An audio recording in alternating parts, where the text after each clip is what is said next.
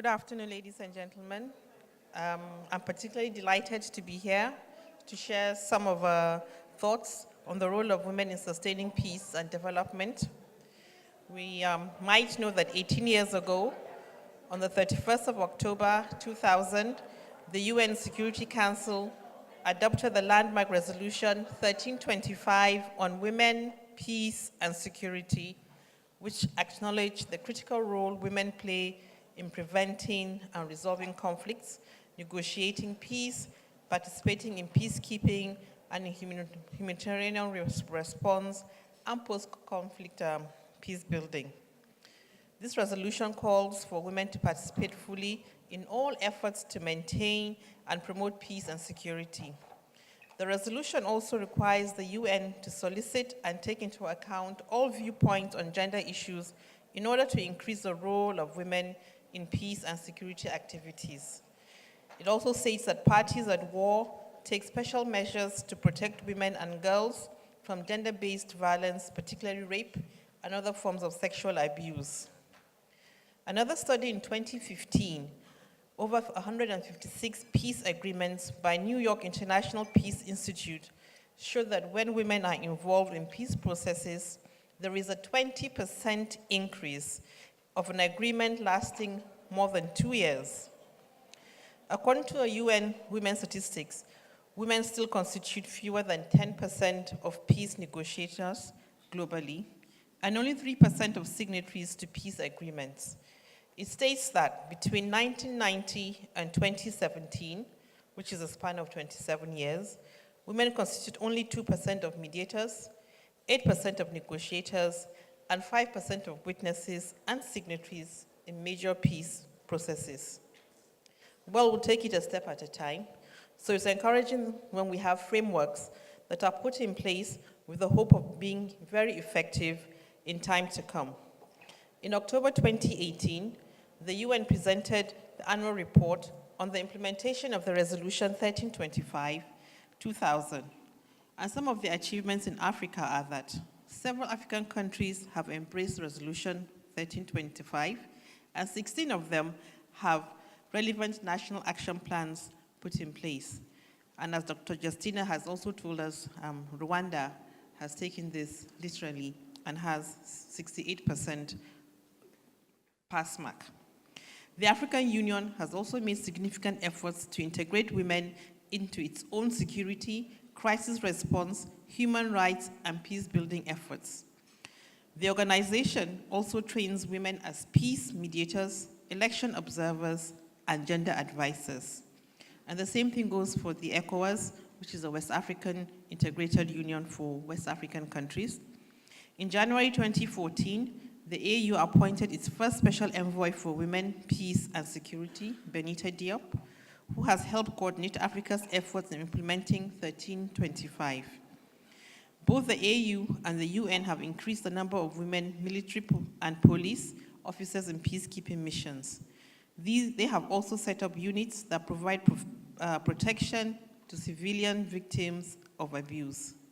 Similar units that shelter victims of gender-based violence also exist in Somalia, for example. There are also more women who have become politically active and relevant continent-wide, and this has resulted in more democratic institutions that are representative of all groups in society, women, youth, minority groups, and so on. Hence, peace and national prosperity are likely to be achieved in the near future. Nigeria, which is where I come from, is a country with over 250 ethnic groups and is one of the most populated and rapidly growing urbanizing country in Africa. We have a population of 193 million, and this is with high concentration, again, in the urban areas. Typically, half of these are women. The country's land borders spread across borders with Benin, Cameroon, Chad, and Niger Republic. And since independence in 1960, the country has experienced various forms of administrative delimitation along ethnic lines from 3 regions to the present 36 states and Abuja, the Federal Capital Territory. The country also recognizes the demarcation of 6 geopolitical zones for power sharing and infrastructural development, and even distribution of wealth. So Nigeria as a country with ethnic, religious, and cultural diversities has had its share of challenges of securing peace and stability.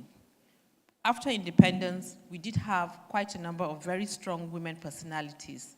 We had the Queen Amina of Zozo, who ruled over the kingdom of Zaria Kingdom. We had Ransome Kuti. We had Margaret Ekpo. We had Efunore Tinubu. All these were women who were very influential in politics because they had either had strong political backgrounds or were rich or were able to have influential power amongst the people and mobilize people for politics. And these women have been able to place men in positions of power over years to come. If we take Efunore Tinubu, till today, we have the Tinubu family still being a very strong political arm in Nigeria. So since 1999, however, when the country returned to civil democracy, after many years of military rule, our rich diversity of values in terms of ethnicity and language, religion and culture, as well as economy, have become bait for manipulation of the common people by the ruling class. This has resulted in a multiplicity of violent intra- and intergroup conflicts in different locations, not forgetting the Nigerian Civil War that occurred for 30 months from 1967 to 1970. Therefore, Nigerian women and girls, no doubt, have been the ones paying the big price of all these conflicts. They are misplaced, they are not given proper shelter, they don't have access to education or health, or in fact, environments that would prosper their upbringing and make them realize their full potential. Therefore, we have concentrated on improving women's rights by empowerment, economic empowerment, because we believe that when the woman is financially and economic independent, then she can take decisions, informed decisions on what she wants to do with her life. And this economic empowerment can either send her to school, where she would have a formal education, or can make her a businesswoman, where she would earn her own financial independence and still take decisions whether to go into politics or not. So we have also developed different policies. We have the administrative policies, like the National Gender Policy, which was developed to bring gender perspective into all aspects of policy planning, implementation, legislation, and addressing systematic inequalities between women and men in our society. And this policy is spread across all the ministries, departments, and agencies of the Federal Republic of Nigeria for proper implementation. So every ministry in Nigeria has a gender desk.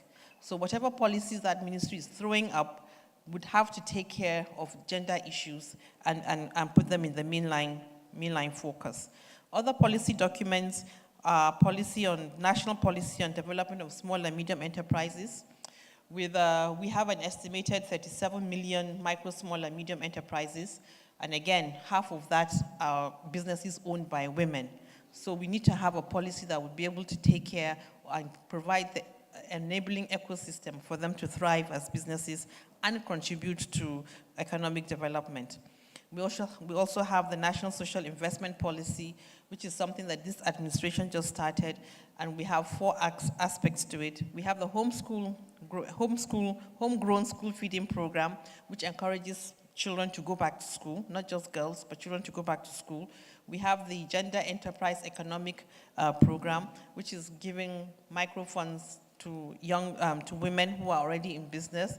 We also have the Empower, which is building skills for our graduates and for those who have dropped out of school, so that they can have technical and vocational skills to be able to do different aspects. And lastly, we have the conditional cash transfer, which is giving a minimum token amount to the poorest of the poor families, so that they can live and be able to sustain some kind of livelihood for them to be able to build capacity.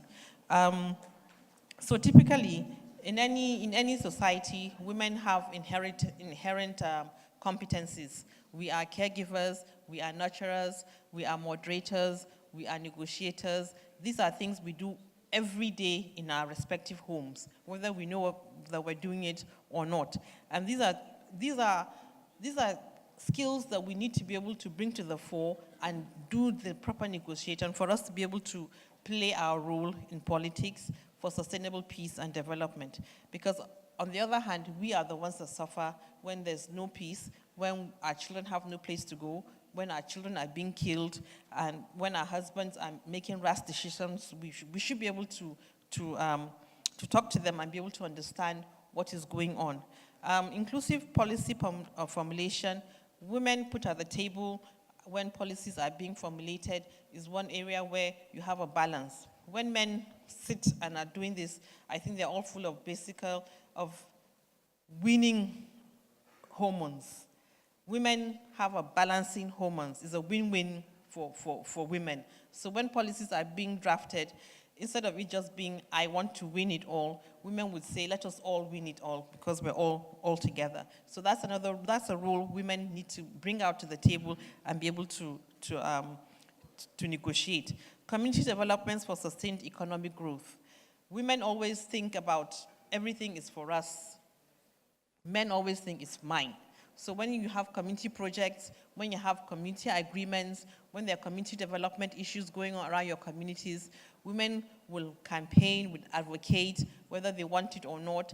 And once it's put in place, women would want to keep it longer because that's the role that they have to play, because they understand that if everybody is a part of it, then there tends to be the tendency for us to have some peace.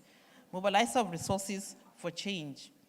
Now, if there's anything you want done and you give that task to a woman, she will be able to find the resources to be able to execute that challenge.